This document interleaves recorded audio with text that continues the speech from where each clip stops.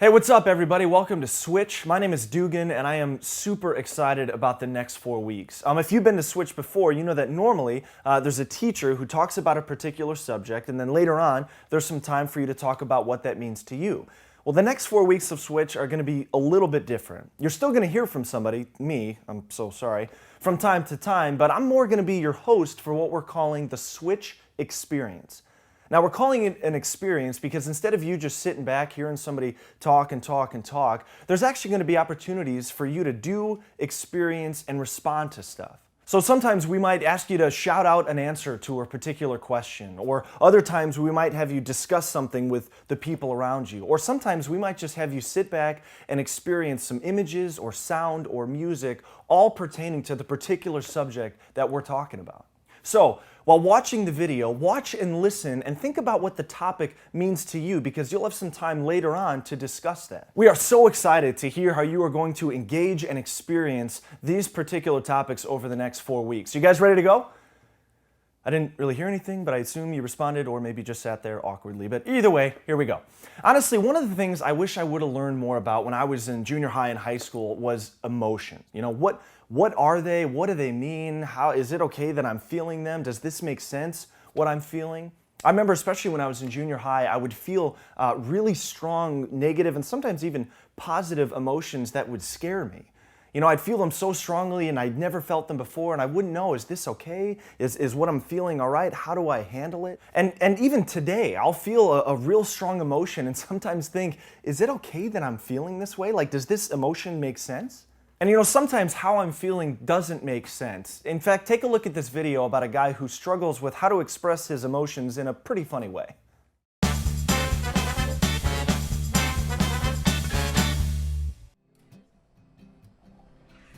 Look, Alex, we need to talk. I mean, the past 6 months have been great and everything. It's just, I don't think we're meant to be together.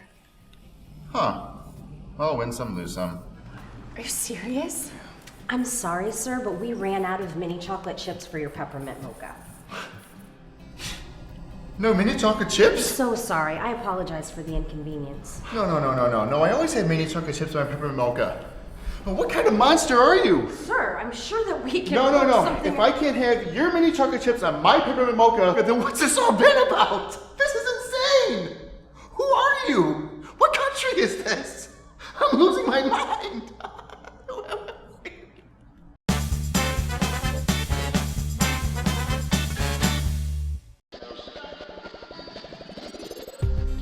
Okay. I mean, I like my coffee done right too, but we'll get him some help. That'll be okay. You know what's crazy to me though is how fast we can go from one emotion to another. I mean, it literally can just take 1 second. To see what I mean, watch the images on the screen over the next minute and pay attention to how you feel inside, the emotions you feel with each image. Also pay attention to how quickly you can go from one emotion to another as the pictures change.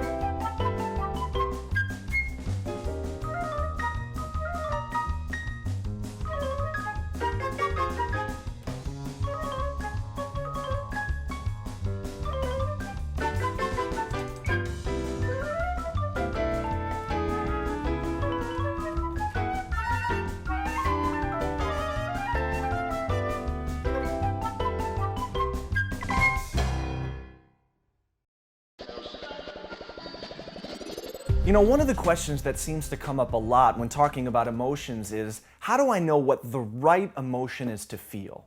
You know, like on that refrigerator door, are there some emotions that are okay to feel and some that are not okay? When something bad happens in my life, is there a right emotion that I should have? Here's a quick quiz about what you think the right emotion is to have in different situations. And just like before, I want you to shout out your answers as they come along. You ready? Here we go.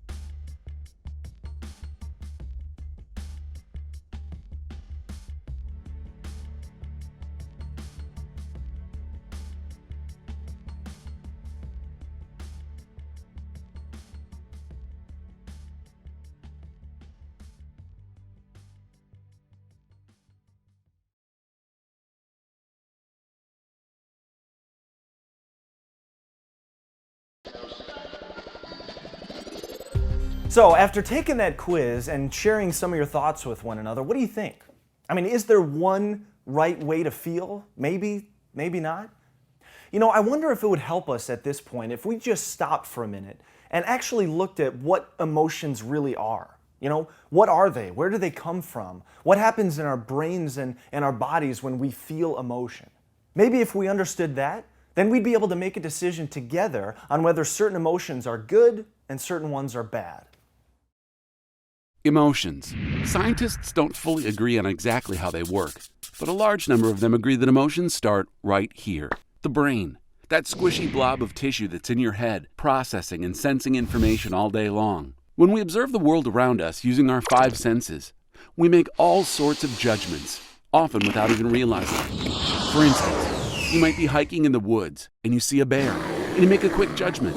That bear is dangerous. The moment you make that judgment, the real magic of how God created you happens. The second you make a judgment, the brain starts sending signals out to other parts of your body.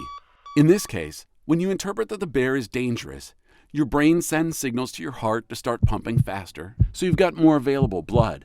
It also tells your lungs to start breathing heavier, so you've got more oxygen in your system. And the muscles in your body all get a shot of adrenaline in them. Why? Because there's a bear you think is dangerous and you need to run fast. This combination of sensing and interpreting the events around you, and the signals from the brain to your heart to beat faster and to your lungs to breathe heavier and so forth, that's the emotion we call fear. Now, if the judgment you make about the situation is different, say you believe that the bear was actually friendly and not going to attack you, the combination of signals the brain sends out would be different too. You may actually feel happy. The combination of how we sense and interpret events and the resulting signals from our brain to our body is what makes up our emotions. Man, that is crazy. Who knew that so much was going on in our brains and our bodies that caused us to feel the way that we do? And I don't know about you, but after watching that, it seems to me that emotions themselves aren't necessarily good or bad, they're just normal. Now, what we do with our emotions and how we might change our emotions based on how we interpret different events around us, that's another story, and we'll get to that in later weeks.